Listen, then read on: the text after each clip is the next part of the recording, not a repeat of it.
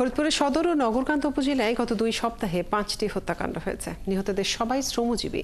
এছাড়া কয়েকটি উপজেলায় অন্তত 10টি হামলা, সংঘর্ষ ও একাধিক ধর্ষণের অভিযোগ এসেছে আইনশৃঙ্খলা বাহিনীর কাছে। ধর্ষণ, হামলা ও সংঘর্ষের দায়ে কয়েকজনকে আটক করা গেলেও হত্যা মামলার আসামিরা রয়েছে ধরাছোঁয়ার বাইরে। যদিও পুলিশ বলছে তারা কাজ করছেন, খুব দ্রুত আইনশৃঙ্খলা নিয়ন্ত্রণে আসবে বলে তারা আশাবাদী।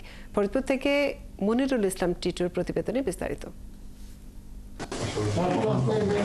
সিল্কোর সিল্ক অ্যান্ড শাইন, যাতে আছে আর্গান অয়েল ও ওট প্রোটিনের গুডনেস, যা আপনার চুলকে রাখে হেলদি অ্যান্ড শাইনিং।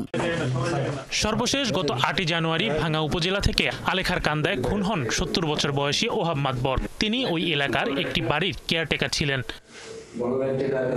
গত 4 জানুয়ারি দুপুরে ফরিদপুর সদর উপজেলার চুনাঘাটা এলাকা থেকে রিকশা চালকের মরদেহ উদ্ধার হয়। ওই দিন রাতেই নগরকান্দা উপজেলার ভোজেডাঙ্গি এলাকায় মাটি চাপা দেওয়া অবস্থায় উদ্ধার করা হয় কামাল মৃধা নামে পরিবহন শ্রমিকের মরদেহ।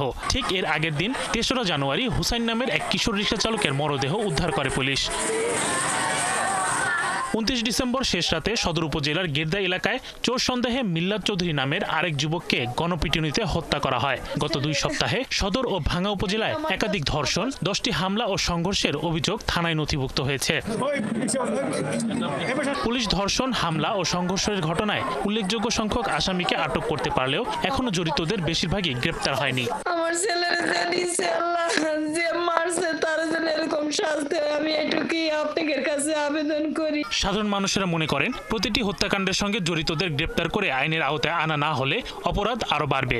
অবশ্যই দ্রুত বিচারের দরকার। কি জন্য হইতেছে, আইনের সঠিক প্রয়োগ হইলে তাহলে অপরাধীরা বারবার পার পেয়ে যাবেন। আমাদের তো ভয় ভিত্তিতে আছেই, মনে করেন জেনতে সেনতে কাইরে নিয়ে দিতেছে। প্রশাসন এটা দেখবে, এটা আমরা আশা করি। এ নিয়ে পুলিশ সুপার জানান, হত্যাকাণ্ডগুলোর তদন্ত অনেক দূরে গিয়েছে, যে কোনো সময় আসামিরা গ্রেপ্তার হবে।